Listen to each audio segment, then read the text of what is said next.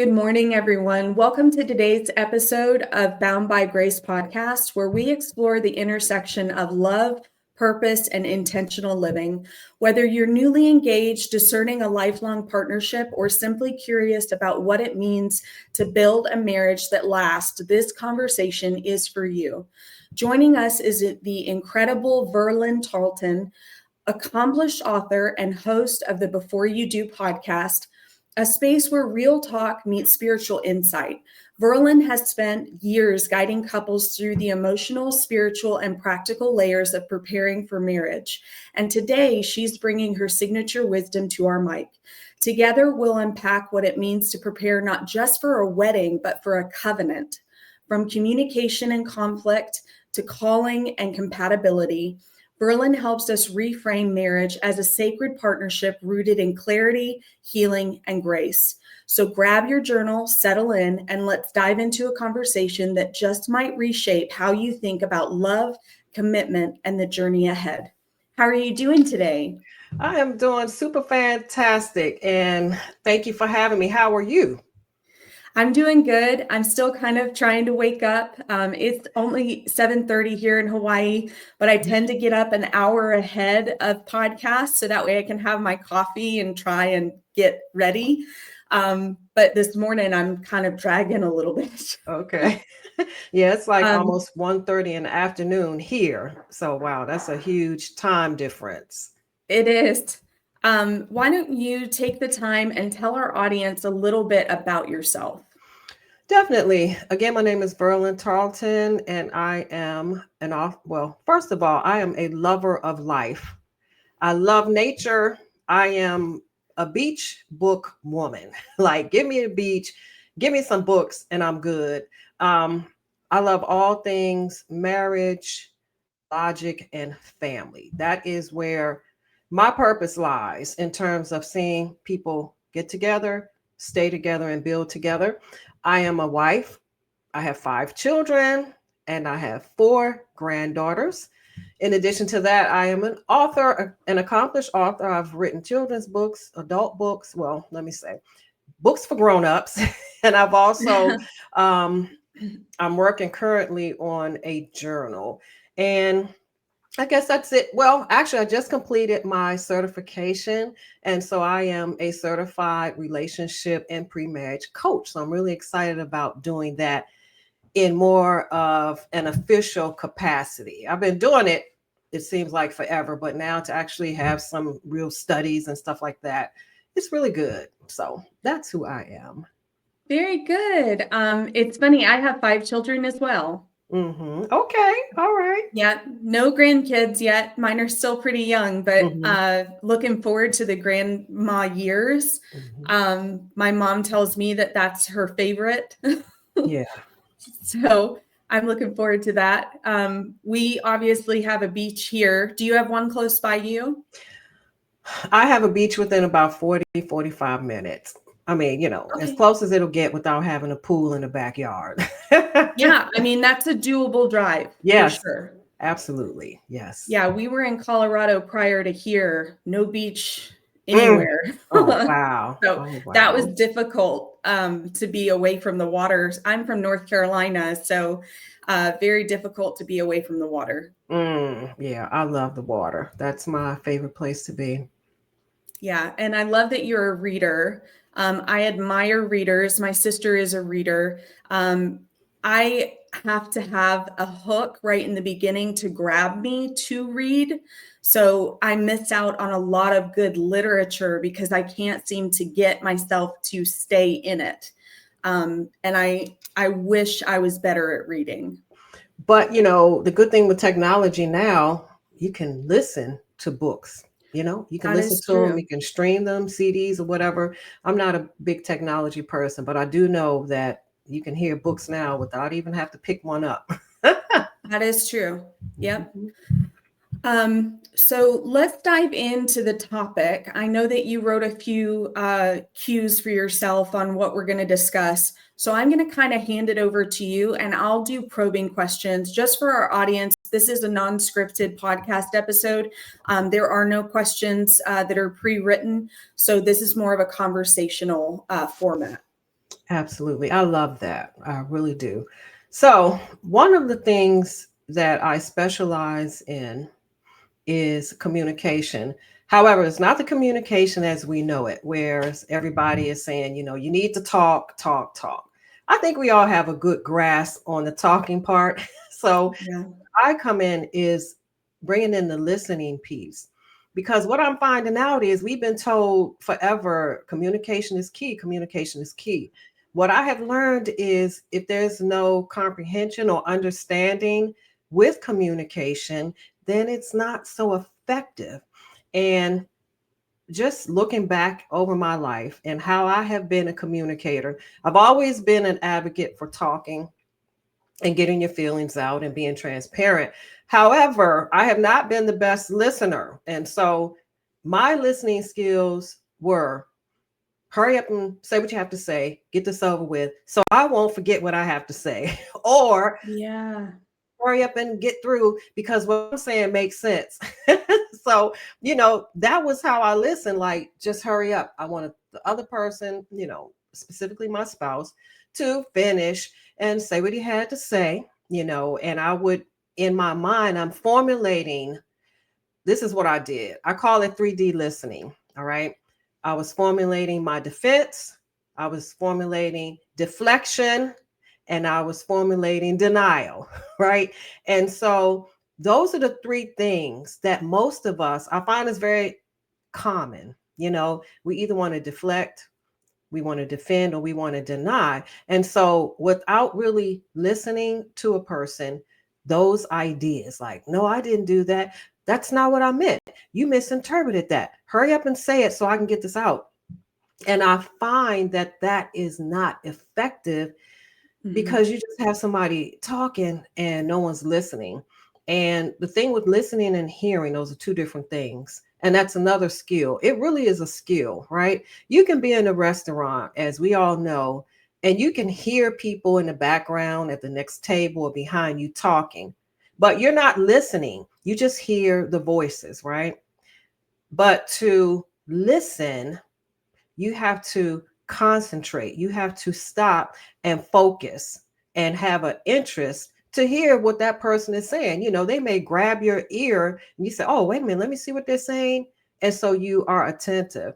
And so that's the difference. A lot of times we hear stuff, but we're not listening. And so with that in mind, what I bring to the table is helping support or foster the skill of what we call reflective listening. But let me go back.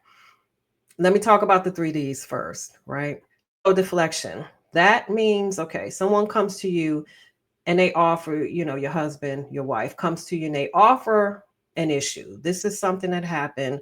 This is how I feel about what happened. And before all of the words are out, you are deflecting, meaning, okay, I'm going to push back on what you did last week.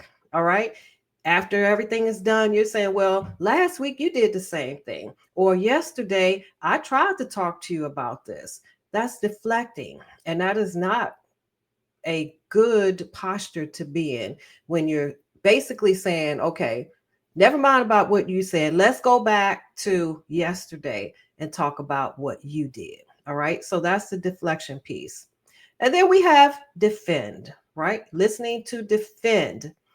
What does that mean? You hear whatever's being said, and in your defense, well, that's not what I meant.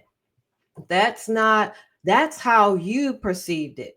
Or I only said that because you did this, or I did this because you said that, right? So you're defending, you're putting your argument up, basically saying, I'm not really paying attention to what you're saying. It's your fault that I said that, right? I'm defending myself. Or denial, just like, nope, I didn't say that. I didn't mean that. I didn't do that, right? Instead of really listening to understand. There's a scripture in the Bible that says, and all you're getting, get understanding, right? Mhm. That is so paramount to get understanding. Well, if you're listening to defend, deflect, or denial, it's going to be very hard to understand what your spouse is trying to convey. And my thing is, if someone is taking time to say, when you said this, I felt this way. When you did this, I felt this way, then obvious it is something that needs to be addressed, and it needs to be, how do we put it? If an apology is warranted, right? You need to be able to understand not just the words, but the emotion behind the words. And so, if my husband comes to me, since I use the analogy about being in a restaurant, and he says, when the waiter says such and such, and you responded such and such, I felt um, disregarded, or I felt like you didn't really you answered for me, and I felt disrespected. I felt that you kind of disregarded what I said. I can say, well, that's not what I meant. He asked Mhm. what I wanted, and so I told him. Or I can say, well, you have misinterpreted that. Why is it that we can't just go out and have a nice dinner without drama, right? Those are all the ways that I can deflect, defend, or deny. Or I can sit and I can listen to what he's saying. When you said that in front of the waiter, I felt disrespected, or I felt like you disregarded my feelings. So I'm going to sit with that for a second, right? And then practice what I call reflective listening. I mean, I didn't invent that term, it is a term, reflective listening. And that is where you sit and you hear what the person has said. You listen. You listen with your heart, your mind, and you try to see if you're understanding. So the first thing you can do is say it back. I'll say back to my husband, okay, let me understand what you're saying. When I said such and such to the waiter, you felt that I disrespected you, or you felt that I, did not regard your feelings. Is that what you're saying? Okay. Then he has a choice to say yes or no. If he says no, that's not what I'm saying, then I can ask him politely, respectfully, to repeat it and say, I'm trying to make sure I'm understanding. Can you say it again? Let's say he says it again. I'm going to go through the process of saying, okay, let me try again. All right. Are you saying such and such? You felt disrespected, you felt disregarded, whatever. And then if he says yes, then I'm going to sit with that for a few seconds and I'm going to think, all right, not only am I listening to the words, I'm listening to the feeling behind what he's saying. So I'm listening to him telling me that he felt disrespected. Does that make him feel good? I doubt it, right? Does it make him feel proud? No, he feels some kind of way. It has affected him in a negative way. And so the first thing that I'm going to do is, after he says, yes, that's what I said, and then I listen. If an apology is warranted, which in this case, I believe so, I would say, I did not understand that it made you feel that way. I apologize, right? I would never intentionally disrespect you. I honor you. I love you. And I had no idea that I sincerely apologize. Mhm. I would never want to make you feel disrespected on any level, right? And you would think that any person that would be, normal and loving would not have a defense up, right? Because most of the time we say, I didn't mean that. Well, you misinterpret that. And then what happens? The spouse will say, well, yeah, that's what you did, right? And then you have this back and forth. But once you practice humility and you acknowledge what you did, and then you acknowledge, hey, I apologize. Thing that you can do if you want to take it a step further, and this is what I tell my children to do, this is what I try to practice. Let's say he accepts the apology. The next question is going to be, now, how can I make it right? How can I make it right? And if he has a solution or whatever, he may say, never do it again, right? He may say, Mhm. well, I want you to think before you speak, whatever it is. That is an example of how communication works both ways, with both listening and then talking, so that you can come to a happy medium where you can resolve conflict. And here's the thing, when you can practice that level of humility, to take the time out to listen, to show that, look, I love you. I'm trying to hear you. I am working my best to understand what you're saying. And now that I understand what you're saying, I apologize for that. I love you. That's not going to happen again. How can I make it right? In my mind, we are working towards resolving whatever the conflict was. And maybe there needs to be more conversation, but at this point, it opens up both parties to go back and forth in peace, right? And try to come to a solution, right? Does that make sense? Does all that make sense? It does. And I think that it's important for our listeners to know that if they're in a situation where they're about to get married, this is something to perfect. Like, this is something, your marriage will be so much more wholesome, so much more working together in unison if you are able to perfect this particular skill. And then for those that are seasoned, this is something you need to be doing with your spouse. Um, I do believe that this is very important, out of love for one another, that you speak to one another in this way, that you listen in this way. Yeah, so it makes complete sense. And here's the thing. I'm not a believer that you never argue and everything's always going to be 100% peaceful or whatever.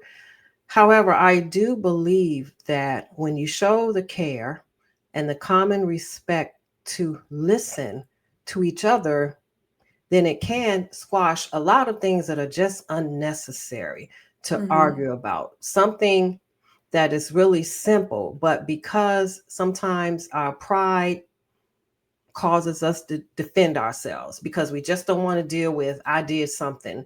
Like we this is the thing I've learned, especially with women. This is not a rule, right? But this is what I've seen. We as women, we hear things. Let's say your husband comes and says, same thing. You said that. I didn't appreciate you saying that when we were at the restaurant. We don't always hear that what you did affected me. We sometimes hear, oh my gosh, I'm a failure. Or, oh Yeah. my gosh, I'm not a good wife, right? We have to practice really understanding what is being said. If he didn't say, you're an awful wife, you're a failure. No, he's saying the action that you did hurt me. The action that you did made me feel some kind of way. And that's where, again, the listening and the comprehension and understanding comes in, that just because we mess up, it doesn't mean that we're a mess up. It doesn't mean that we're a horrible wife because we do things that are offensive sometimes. And I think that's where the defense and deflection, because we don't want to be seen as a bad wife or we're not Mm-hmm. a good wife. So, no, I didn't mean that. Right. Or no, I didn't say that. Or no, I didn't. No, just listen. He's not saying you are the problem. He's saying the action or the words were a problem. I tell people all the time, the husband's not the problem. The wife is not the problem. The problem is the problem, Mm-hmm. whether it's a communication or miscommunication. And that's something as women we have to really grasp. Someone telling us an action wasn't pleasing is not saying that we're a bad wife.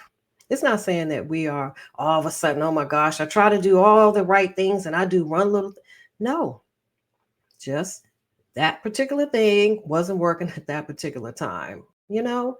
And so, yeah, that's another Yeah. whole thing. And I think if your husband or your fiance or your boyfriend is coming to you and actually communicating these things to you, count it as a huge blessing, because that means up until now, he sees you as a safe space. If you shut him down continuously and defend and deflect, you might lose that safe space. They may never tell you again. Then that leaves room for other things to grow in your relationship that are negative. And it can also make it where you can't grow as a person. Because when your spouse is coming to you, that leaves room for you to grow as a person and for you to grow as a couple. You want those little tiffs every now and again for that reason.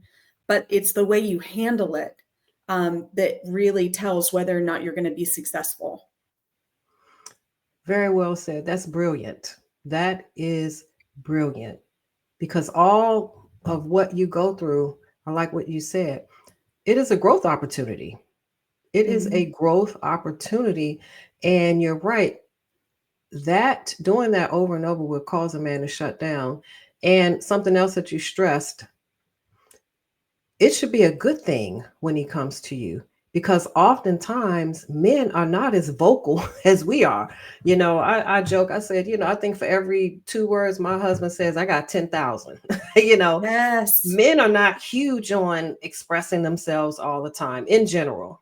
So if it means enough to them to come to you and be vulnerable and say, Mm-hmm. when you said this, I felt this way, right? That's huge. That's already a win in my book.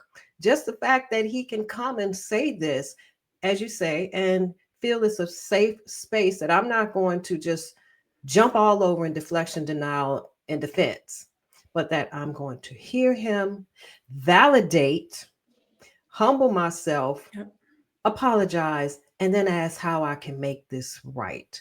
So then, if the next issue comes up, like you said, he won't feel shut down, right? It won't open avenues for him to talk to somebody else because he can't come to his wife, right? Yep. In a safe space. And so, yeah, those are excellent points because that's what it's about, creating that safe Yeah. space. Yes. It is. My husband is the strong, silent type. And he's also the most patient man I've ever met. And it makes it where I'm used to being in relationships previously that challenge me in ways that can be positive, but pretty negative. And now I'm in a relationship that there's no challenging and he's satisfied. And I ask him, I'm like, is there anything you'd like me to change? And I feel like kind of stagnant in myself because I don't feel like he's giving me those things that I can work on. So I have to be very self-in-tuned to be able to figure out on my own what it is I need to work on. When I would love the opportunity to have my spouse tell me, but unfortunately, it's just not that way. He doesn't think that way. So if you have a spouse that does that, that's just like a helper because they're literally helping you become the better version of you. Very true. And one thing that I find that can be helpful, sitting in a place, it could be a restaurant or driving. I don't know what it is about driving, sitting side by side with my husband. Maybe it's less intimidating for him to look at me and see my facial expressions, Yeah. and hey, give me a rate me, from 1 to 5. How am I doing, as a wife? How Okay. am I doing as, whatever you think is important to your spouse, whether it's, with your cooking, if you want to get specific to draw things out, like, do you think rate me from 1 to 5? How do you think I've been listening lately? Right? What Okay. about your meals? And sometimes that can draw out something. Well, you do really good, but since you asked, or well, Yeah. you the other day, such and such. And so, yeah, sometimes we're driving, taking some long drives. I'll take that opportunity to ask and to probe without probing. You know what I mean? It's like you got to use Yeah. wisdom. I don't use that words. We got to talk. Let's talk. Right. That's like Right. instantly like, oh gosh, what does she Oh have to no. say? What did Yeah. I do now? So, it's like we're just driving along, looking at the trees, observing nature. And I'm like, if you had to rate me from 1 to 3, what would you say such and such? Have I been patient lately? So sometimes you Okay. have to, kind of probe a little bit when there's no defense. You know what I mean? Yeah.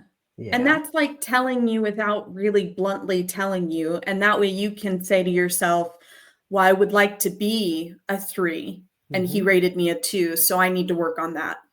Yeah, that's a Exactly. good way to do it. Hmm.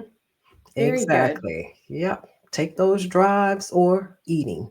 Because when you're face to face at the table and the man is eating, most likely he's pretty happy. And he Yeah, will be more that's true. prone to answer questions. You know what I mean? But definitely that driving, something about sitting parallel to each other versus being face to face. It's like you might be surprised. He might let you really have it. Yeah. So yeah. Okay. What else do you have for us as far as, so we talked about communication, and that can go both ways, man or woman, and it can also go with, an old married couple, a mid-season couple, or someone that's newlywed and someone that's thinking about marriage. This is something for you to definitely take into account of an important factor in a good relationship, is this communication that she's talking about, reflective listening. And I'll tell you something else that going back to something you said, if you are engaged or you're looking to be married, you don't have to wait to practice this skill. Whoever Mm-hmm. you're involved with, if you live with your parents, if you've got a roommate, if you're taking classes, practice reflective listening. When people come to you with something, whoever it might be your cousin, right? Practice this skill now because it is really crucial in terms of when you enter into a marriage, because this is the person you're planning to spend your life with, and this is the person you're going to see every day, unless you're in the military and separated, over time periods, but you're going to see this person every single day. And as much as we want to be perfect and we don't want conflict and we want peace and we want to do everything right, it doesn't happen. Mm-hmm. Offenses will come. You will make a mistake. We are all flawed. And so it's no way of getting around these little, as you said, tiffs. You just have to start practicing now. Reflective listening. And you can start by just learning to listen and not talk. Just listen. I have literally seen people, it's like you can see it, they Me, want to, it's I coming I out. do that. Yeah, exactly what you said of, I need to remember what I'm thinking, so I start to speak. I've cut people off. It's a bad. I do not reflective listen well. So you're speaking to me, because that's all me. It's a discipline. It's a practice. I mean, literally, because we've just been taught, especially as women, express yourself, express yourself. I Yeah. think we got that pretty down pat. Mm-hmm. It's the Mm-hmm. other side. But yeah, it takes practice. That's why I'm saying practice wherever you are. If you got a dog, let him bark. It's just Yeah. practice listening. Just I'm having a silent retreat the end of the month. So all of us women, we're going to practice just being silent. That's off topic, but That's cool. yeah, yeah. Okay, so the other thing that I think is really important to understand before getting married is we don't always have to be exactly the same. There are core values that you have to, like, you can't say, well, I believe in honesty and integrity, and the other, the man say, well, I just believe do what you want, whatever you want to do whenever you want to do. I don't live by rules, you know what I mean? So there are core values that you have to agree on. Do you want children? That's something you have to agree on. Do you walk in integrity? Do you believe in honesty and transparency? Those are some basic things that couples have to make sure that they're aligned with. um but there are things that you just won't be aligned, that you'll be opposites. I was driving my son, I homeschool, and so we were doing something, I was taking him somewhere, and so I asked him, I said, do you ever think about how many opposites are in the world? Right, I don't even know why these, I'm a thinker, and so these random thoughts come to my mind, and he was like, no. I was like, well, let's play a game, right? Everything, when you homeschool, everything is a learning opportunity, right? So I'm like, Mm-hmm. let's see how many opposites we could think of. And so just while I'm driving, it's like, okay, up and down, night, day, left, right, man, woman, like loud, quiet. wet, dry, dark. Like we did this for like 20 minutes from where we left home to where I was taking him. For 20 minutes, we named opposites. And I said, do you know that opposites are not necessarily opposed, but what they do, they create balance. Can you imagine if all we had were daylight and no night to kind of let us relax? Or if we had all night and no day? And so the point I was making to him that just like a North Pole and a South Pole, it's about balance, right? And so I said, and I started thinking about marriages, how sometimes we are opposites. Again, not in core values, but let's say Mm-hmm. you have one person who's a miser. They take all their money and they just want to hoard it. Then you have another person who's like a free spirit. I spend everything, every dime I earn, I spend. Well, that doesn't necessarily mean that it's a bad thing and that is a deal breaker. Perhaps a miser and a free spirit can come together, and that person who loves to spend can learn how to save, right? Save a little bit. And the person who only likes to hoard and keep all their money can learn how to spend. And so, in that way, you create balance. You may have my husband and I are total opposites. It doesn't seem like it now, but I am the introvert. I am the quiet one. Like I can go, like I said, beach in a book. I don't even need people. I can literally be by myself because I'm an only child, and that's how I grew up. My husband is one of 10. And so his idea is just loud, talkative all the time, right? He can talk enough for me, him, and the children. What we have done, we have learned to create balance, right? Being married to him pulled me out in terms of being more outgoing. I literally could go to a function and have a book in my purse, and while 20 people are around, I could find a chair and I read my book. Like that was my social skills. Mm-hmm. My husband is the life of the party. He's, the loud one. And so he drew me out, right? And then when we're out, sometimes I have to say, hey, pull back. This is not the place to be loud and boisterous and larger than life. This is a time where you need to sit and reflect. And so that's what I mean by opposites are not necessarily opposed. And Mm-hmm. sometimes we think that if our spouse is not just like us, quiet, right, then that's a problem. No, sometimes you can learn from each other in those opposites. And so the point I'm making is again, just because you're opposites, it doesn't mean that you are opposing each other. It can be an opportunity for growth. Like I said, I have grown so much being with my husband because I've learned how to actually talk to people, and be in a place and not look like I was just this person who's just standoffish and unapproachable, because I'm not. But it's just I'm used to being by myself as an only child, and I know how to entertain myself. And so when you think about the person that you're with, they may not be just like you.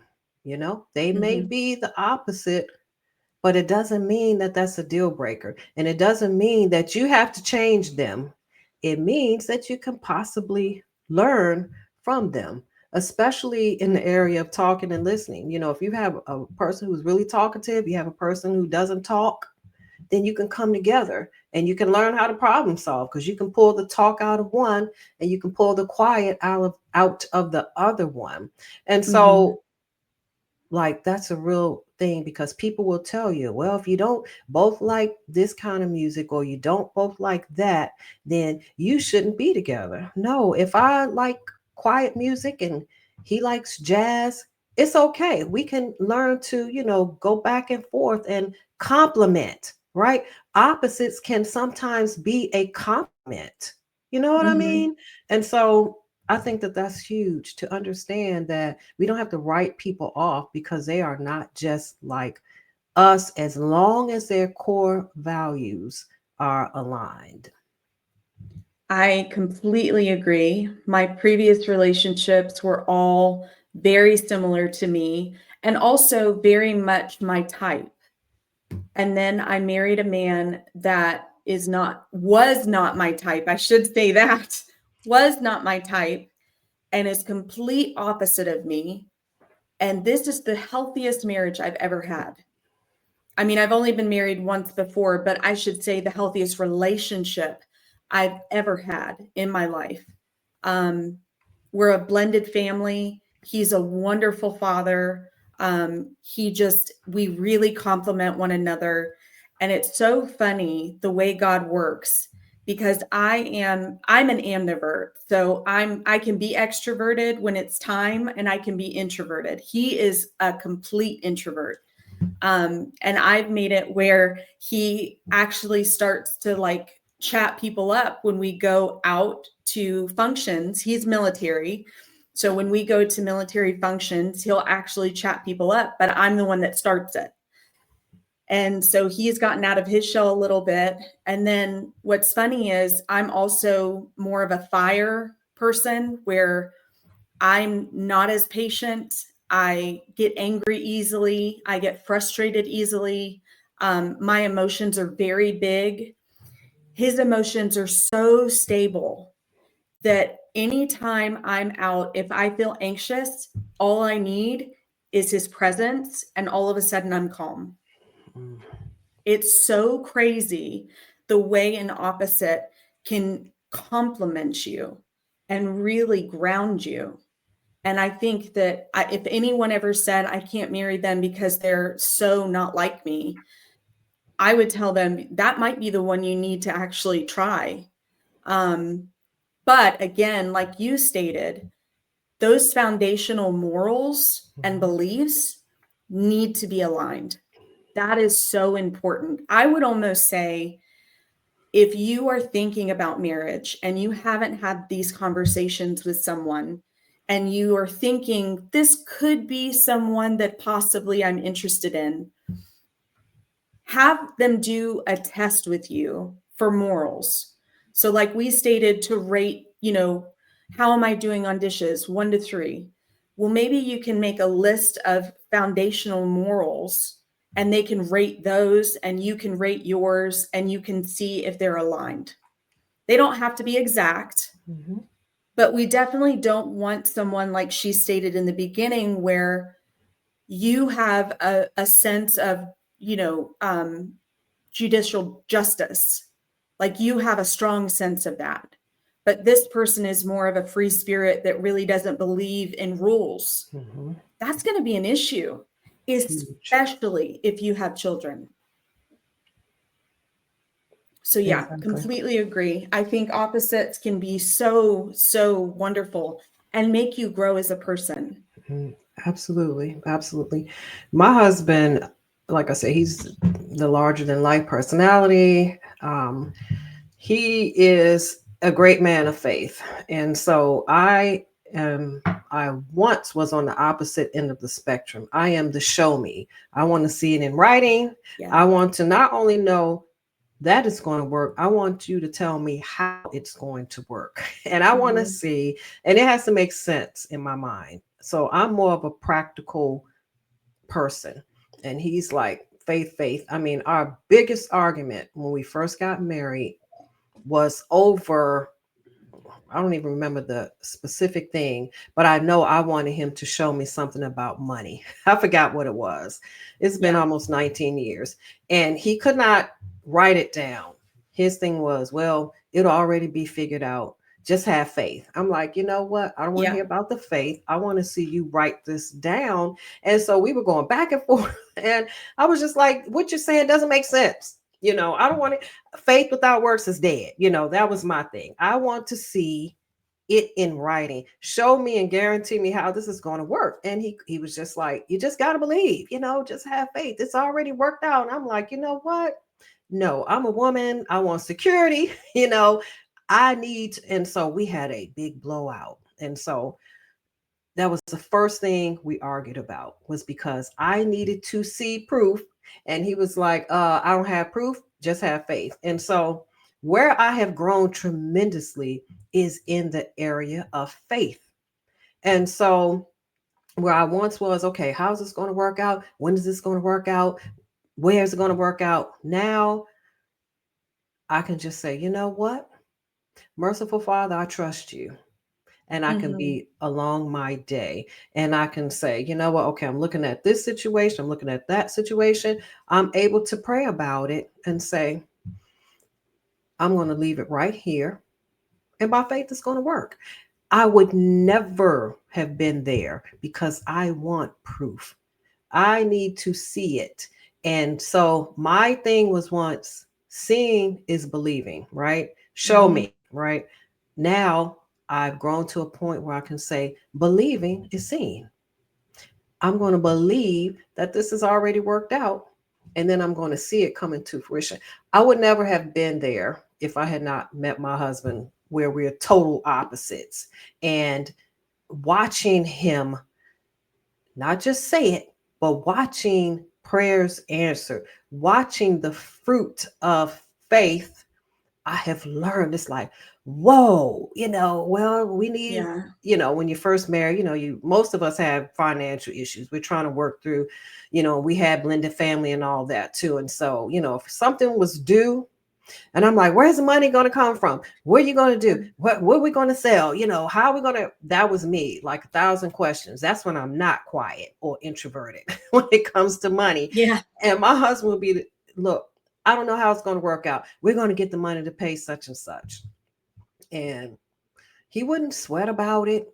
He wouldn't be like me looking, but somebody would call. My husband works really well with his hands. My husband would get a call.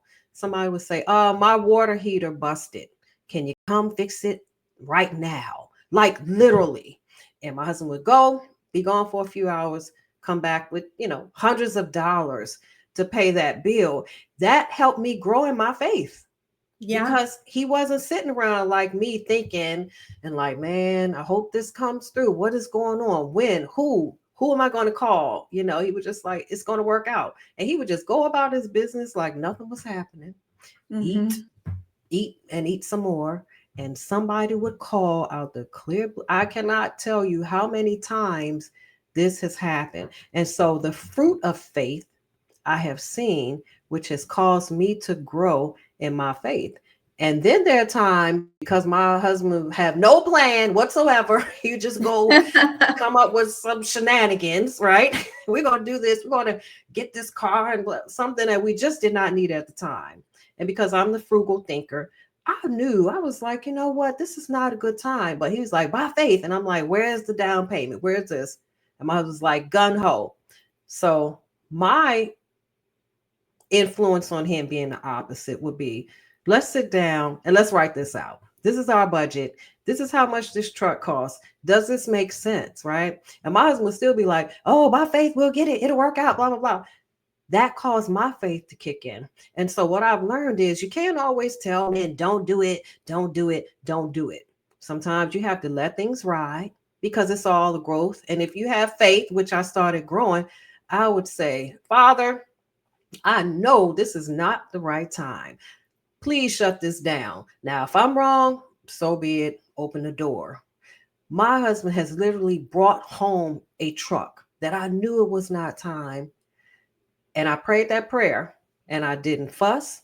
I didn't nag him about it. I said, okay, right? Okay, we're going to get the truck. Okay. We traded a car in, right? We're driving around in a truck 2 or 3 days.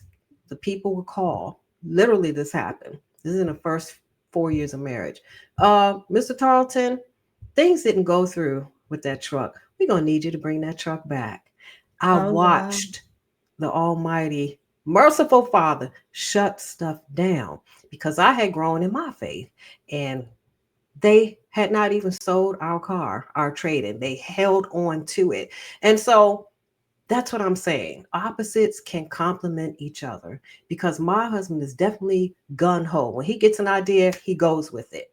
I'm the one who brings the balance and says, hey, let's sit down and talk about this. And when that doesn't work, I know how to pray. and I watch things happen. I watch prayers answered. And so, absolutely, when your core values are aligned, but you're opposite, it is definitely a growth opportunity for both parties. Mm-hmm. It absolutely is. My husband's a gamer. when I first met him. I didn't know this. I kind of wondered just because of the type of person he was, but he's a gamer and he used to play all the time. I am not a gamer, and I actually had a hard time respecting men that are men and play games, especially to the extent that some of them do, because I come from a household that my dad doesn't rarely plays games, and when he does, it's for a limited amount of time, and he is a hard worker. So I look for the fruit of hard working.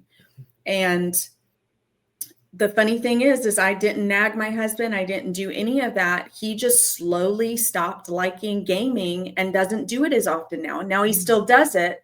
I give him his moments because I think it's important, even if you don't like it, to give your spouse their moment to enjoy what they enjoy, so they can still have that individuality, and that way they stay satisfied.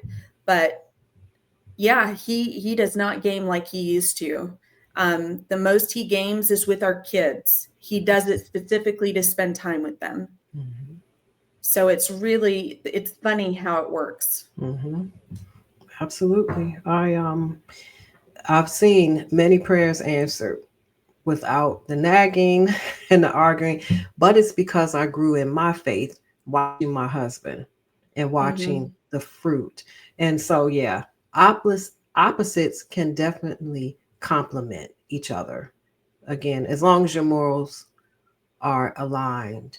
And when I understood that, like you said, your husband is just your husband, right? At best, you can just pray. But the nagging, there's a saying that a man persuaded against his will is of the same opinion still. And what that means is you may nag and fuss, and the person or your husband may stop whatever it is. But deep inside, he's still that person. He still wants to do that thing. So you may have kind of, stopped him, but that doesn't mean he's persuaded, right? Men do what they want to do because they want to do it. And when they want to do it, you see the fruit of it. It brings peace. But when you nag or we fuss and we complain, we give them a hard way to go and they stop, that doesn't bring peace. Well, it may bring a temporary satisfaction, but it's not the peace that will be sustainable. And just like in the instance with my truck, with my husband wanting to get that truck, what I realized, he wanted it really bad. And I could have easily nagged and fussed and said, don't do it. If you don't do it, sleep on a couch or whatever, Yeah. And then he would not have done it just to keep the peace for me. But I know that somewhere along the line, it will come up. Either he would wonder how it would have been if he was allowed to do what he wanted, right? Or, you know what? Now I resent you. He may not say it, but I resent the fact that I didn't get the thing that I wanted because I wanted it. That resentment can build up. And so that's why it really is important to, as you say, let the man be. It's not egregious sin. You know what I mean? We're not talking about that. But when we try to convince our husbands to do things or not do things against their will, they're going to still feel that way. And then if they stop it to make you happy, there will be either hidden resentment, or you might hear about it. It might be 2 weeks, 2 months, or 2 years. Well, if it wasn't for you, I could have had that truck and I might be happy. I could have started that business. This is your fault. Nope. You better let them go for it and pray and trust that if the door is supposed to be open, it'll be open. And if the door is supposed to be shut, it'll be shut. See, it didn't take me nagging him that we did not get that truck that we could not afford at that time. The dealership did that. Shut it down through prayer. And it's prayer answered because they still had our trade-in sitting right there. And so put your faith in action. Forget the nagging, the fussing, the complaining, the manipulation, right? Yeah. Put your faith in action.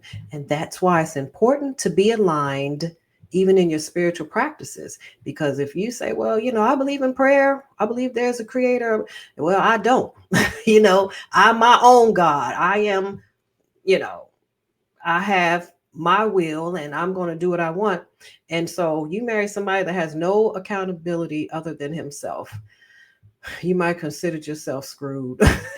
Yeah. Because if he just thinks, hey, I'm my final authority and I don't answer to anybody, not even Uncle Bobo, I mean nobody, then that is not a good alignment and a good place to be at all. I like what you said when you stated that you prayed that God would not allow it to go through, but if it was his will, to leave it open. Mm-hmm.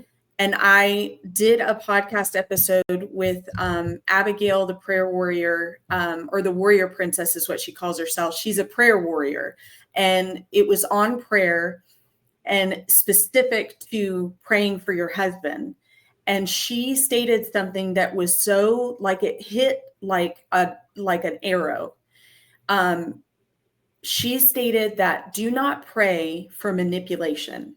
God knows if you're trying to manipulate his will. Do not pray for manipulation. You may not want something to happen, but your prayer should be, if this is meant to be, leave the door open. But if it is to our detriment, please shut it down, basically. And I love that you said that. That just reminded me of that. And I think it's important that our viewers do understand that we're not saying to pray, oh, I want him to do this, that, and the other. God, please make him do this, that, and the other. You don't do that. Usually those prayers aren't going to be answered because it's done in the wrong way. Your heart is not in the right place. You're in a mode of manipulation, and God knows that. He wants his will to be done, and that's what you should be praying for. Pray for the best result for your life and for your marriage, and that it be his will. Absolutely. And also, it's a prayer from a place of humility, because I do not think that I know it all. Sometimes I do, but most of the time I know I don't. And so when I pray, it's not because I think I have the answer. I think I have the answer, but I'm smart enough to know that I could be wrong. Right. Mm-hmm. And in times when I really felt this wasn't the right time, or this is not the right person or whatever, this has happened multiple times throughout our marriage, where I say, okay, I don't want to move here. I hate the idea. Like, I just have these conversations. Nonetheless, if it is your will, so be it. Yeah. And I have watched the Father shut things down. Again, it's not just, I know I'm right, and so this is how I need you to answer this prayer. No, it is from a place of humility, because I understand that I can be wrong, right? Even though I think I'm correct in my thinking, I still understand there's a possibility that I might be seeing this totally wrong, and that this may be an opportunity for growth or faith or whatever. And so that's where the faith comes in, that you trust in a power higher than yourself, not thinking that we as women know it all.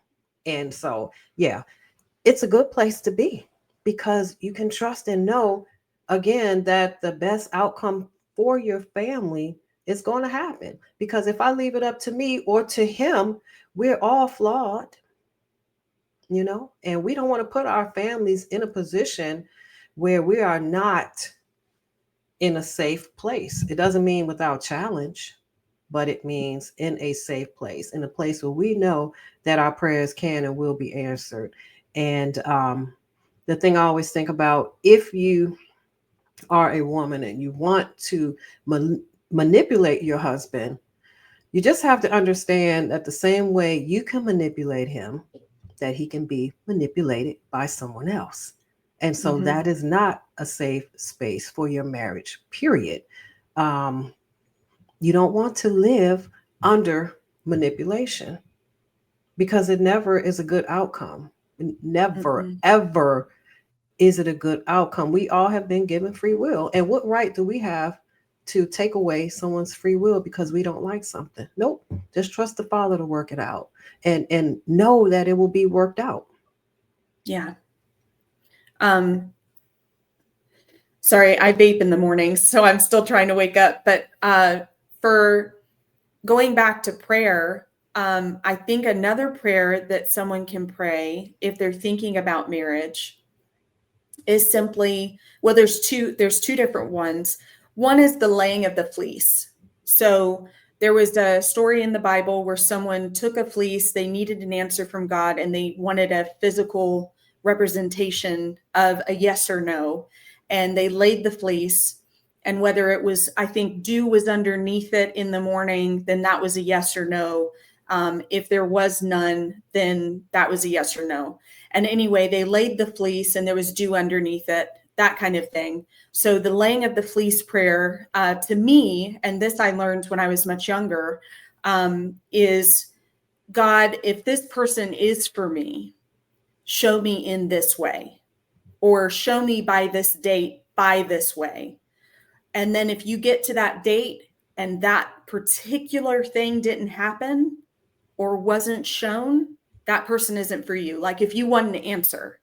The other route you can take is, God, if this person is for me, let this door stay open.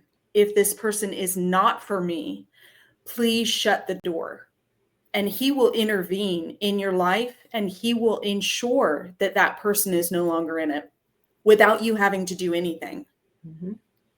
So Absolutely. I highly suggest you pray over your relationship if marriage is the goal. Mm-hmm. The person you're referring to is Gideon. Thank you. Mm-hmm. Yeah, it was so long ago that it stuck in my mind, but I could not remember for the life of me where it came from in the Bible. Yeah. Mm-hmm. Yep, Gideon. Yeah, absolutely. And I've seen that prayer answered too. People would just disappear. Yeah. You know, they Yeah, would be just careful, stop calling. be Mm-hmm. careful what you ask for, because he will answer. Mm-hmm. So Absolutely. Absolutely. what other questions can someone ask to kind of prepare for marriage in a relationship that they have going on, to kind of see if this person is aligned with them? Okay, well, I have something for that. On my website, I have created a couples vision board. And so what it Oh, is, you very can good. sit down, you got the woman who's going to write down some of these things, and on there is core values, like if you want children, how many, um, financial goals, things like that. It's like maybe Yeah. 5 or 6 sessions, and then you got the other one. And so you can literally sit down, and it's a template, and you can fill in, this is what I want. I don't want children. I want 100 children, whatever, this is where I'd like to live. These are my core values.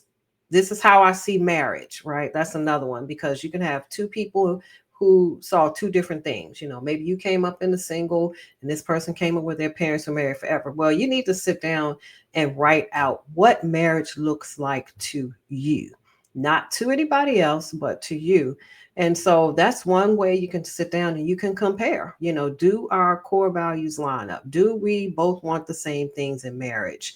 What are your roles? That's another thing that's on this couples vision board. What do you think your role is as a wife? What is your role as a husband?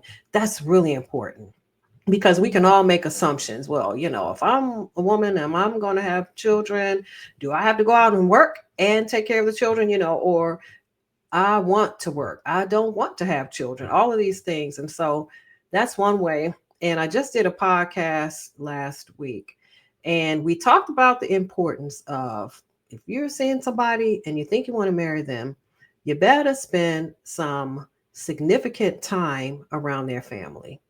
Oh, You'd be yes. surprised at what you learn. You don't even have to ask 100 questions, but just learn, how do they interact? Does he love his mother?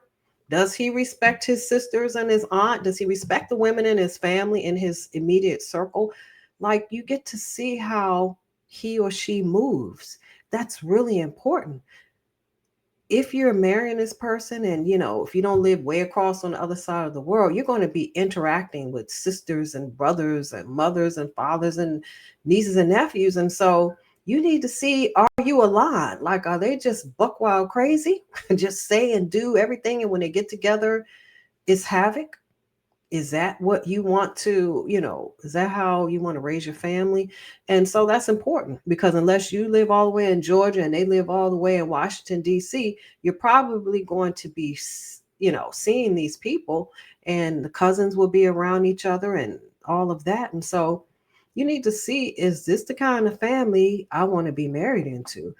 And people say, well, I married him, I didn't marry the family. Well, technically, yeah, maybe Yeah. you did just marry him on that license. But let me tell you, you are going to marry that family. You're going to see his mother, his daddy, his sister, his brother, not unless they're estranged. And if they are estranged, that's another whole issue. You need to find out, why are you estranged from your family? Like, what Mhm. is that about? What are the dynamics with that? And so, yeah, that's another thing. See the family. Who raised him? Who influenced his life? Like, who are the men behind the man that you're thinking about marrying? That's huge. And sometimes we don't think about that. Just say, my husband, my boyfriend, my this. No, it's a village, you know, Yeah. unless you just plan to never be around them and estrange yourself. And how's that going to look? You know? So, yeah, that's huge. Ask those core values, see if you're aligned, and then meet the family, and vice versa. Introduce them to your family. um I'm huge on that. My youngest daughter, I have a daughter who's already married, children, all of that, but I have a younger daughter who's 18, and for the first time someone wanted to take her out. And me being the way I am, I was like, I need to see your driver's license. I need to Yeah. photocopy this. We cannot be too safe. You know what I Yeah. mean? I've got the 360 app, and this may be going off a little bit, but if you have children that are at that age, they're dating or whatever, you need to see who these people are. If you're out here and you're dating, especially now, you need to see who you're dealing with. I mean, I am so thankful I'm married now. I don't even know what to do, because I think if I had to be dating, I would want to see baby pictures. I want to see toddler pictures. I want to see adolescent. Like, I want to make sure you're even a man. Yeah, I I mean, I've got really. three daughters, three older daughters, and they're obviously not 18. My oldest turns 15 here soon, but honestly, just you talking about this makes me anxious, and all I can think is maybe our house rule will be their first date will be he's invited over for dinner. Hmm. Hmm. Like they don't go out on their own. He's invited to dinner. That's nice. Yeah. Well, when he came, we had a long talk. We sat him down. I had my list of questions. I took his license back and front. I established everything that we stand for. My husband was here. But anyway, you better do this for yourself as well. You might need to get background checks. Who knows? You cannot be too careful in terms of No. who you're meeting. And like, people can get these changes to their bodies, and sometimes you can't even tell. That's kind of Mm-hmm. scary. Like, I'm really glad Yeah. I'm already married and I don't plan to go Oh my anywhere. God. Yes. Oh my Yeah. gosh. So Yeah. yeah, you almost have to ask for baby Thank pictures, and I want to see how you progressed into you. manhood, just to make sure. Yeah. Yeah. Absolutely. Is there anything else you'd like to share before we close out? No, I think that's been enough. Okay. All right. Other than, where to find me. I have a Yes. website, verlyntarlton.com. V like Victor, ERLYNTARLTON.com. And like I mentioned, I have some freebies on that website, but most importantly, I have the couples vision board template where you can sit down with your person and you can work out things before you even say I do. And I also have a podcast, Before You Do with Verlyn, or before you do. That's a shame. I have to send that to you. Before You Do podcast, yeah, on Spotify and on Apple. And we have all the conversations, all the things you need to talk about before you say I do. All the things, when I think back to my combined total of 35 years of marriage and all that I did not know, I'm like, oh my gosh. And then talking to these younger women, that's how this was pretty much birthed, because we all talked about all the things we didn't know before we said I do. And so it's like, you know what? I'll start a podcast to address these things, the things before you do say I do. Mm-hmm. And so that's how that came about. And I guess that's it. Stay prayerful. Okay. Very good. Well, I really appreciate you coming on today. It's been a wonderful conversation. I hope everyone's thoroughly enjoyed it and you take away a lot from it. I will have Verlyn's website and her podcast links in the description of the audio and the video. So Verlyn, if you could stay on after the outro's played so we can close out, I would appreciate it. I just need maybe 3 more minutes of your time. Sure. And then for everyone else, thank you again for being a part of Bound by Grace podcast. And I look forward to doing another episode. Thank you so much. And you guys have a wonderful day. Bye. Bye.